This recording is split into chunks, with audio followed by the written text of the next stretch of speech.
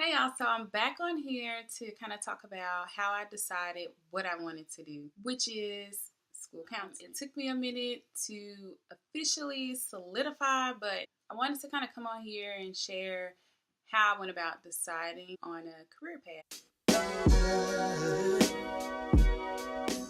So my sophomore year of high school, I decided that I wanted to major in psychology. I knew it was pretty broad, but I liked the fact that it was broad because I wasn't 100% sure, and I felt like it's so broad that you can do a lot with it. I also knew that I would be attending graduate school in some capacity, whether that was doing my master's, my doctorate, or going to medical school. When I started my bachelor's, initially I wanted to be a forensic psychiatrist. Freshman year, I sat in a general chemistry class and I was like, nah. I knew that if I really wanted to, I could have, but the desire, the passion wasn't there. So I was like, I'm not about to force myself to go through this. Then I decided, okay, maybe I want to be a psychologist. I knew I wanted to work with an underserved population, and initially for me, that was inmates. And then I got to the point where I was thinking, how can I prevent them from becoming inmates? And then I thought, I can work with kids. That's how I decided on a particular population. So that's one of the main things. What population do you want to work with? Like, what type of people? If you want to work with people, do you see yourself working with? I also started to think about what else am I passionate about?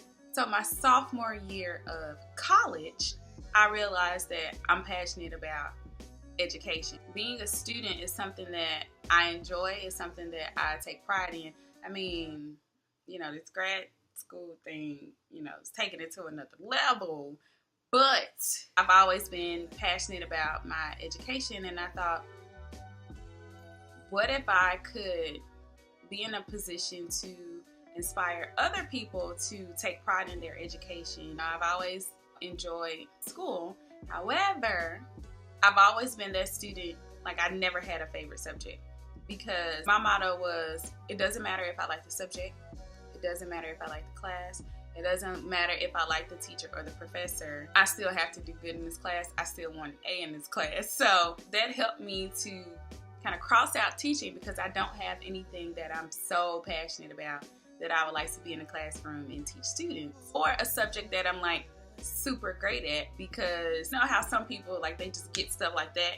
I've always been that student to have to study super hard in order to get it, but I got it. As I thought about like in what other capacity could I work in education that's not necessarily in the classroom, and that's kind of how I decided on school counseling. Exposure is definitely helpful in choosing a career. I actually worked in the guidance office in high school, and I kind of reflected on those experiences. It really just got me to thinking. Being an honor student had its perks, but for those students that were average or below, who was there for them? Who would advocate for them? Who's setting that expectation for them to achieve goals and not settle for mediocre? Who is speaking life into these children? Just because they have a 2.0 GPA or below, no, you just can't write them off. Working with youth and students in general, I always thought about how it's easy for adults to dismiss what they go through. However, that's their reality right now. They go through peaks and valleys just like the rest of us. It may be different, sometimes it's unnecessary,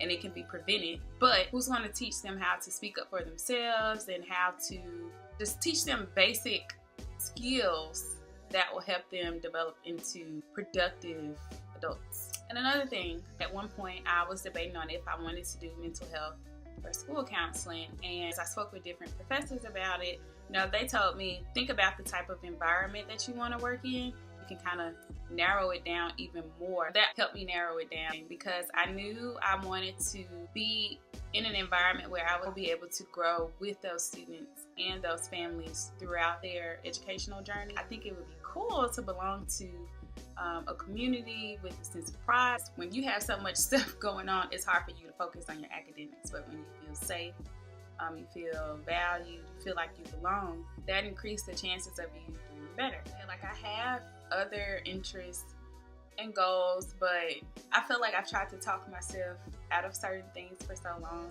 and I had tons of come to Jesus moments. I did. had a bunch, and then I finally gave in and I was like, okay, I'm constantly being rerouted back to where I should be in the first place. So maybe I should not allow the magnitude of the job to discourage me. I knew that I didn't want a job where I could just, put in hours, go home, call it a day. I'm hoping that the work that I put in cause ripple effects. Like it's a bigger picture.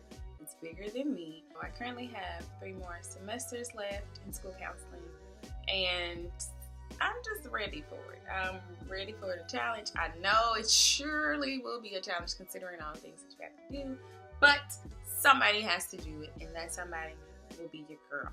I can talk y'all's head off about this, so I won't do it. Unless you have specific questions or requests about my career choice, I just encourage y'all to think about certain things when you're choosing a career path. No, you don't necessarily have to do that for the rest of your life, but think about where you feel like God needs you to be right now. So just go for that. Start somewhere, and I feel like the rest of the details will come later. So good luck on everything, and I will see you guys in the next video. This my husband. Yeah, this man is fly though. Like, this outfit on George, he's so sharp. I didn't know.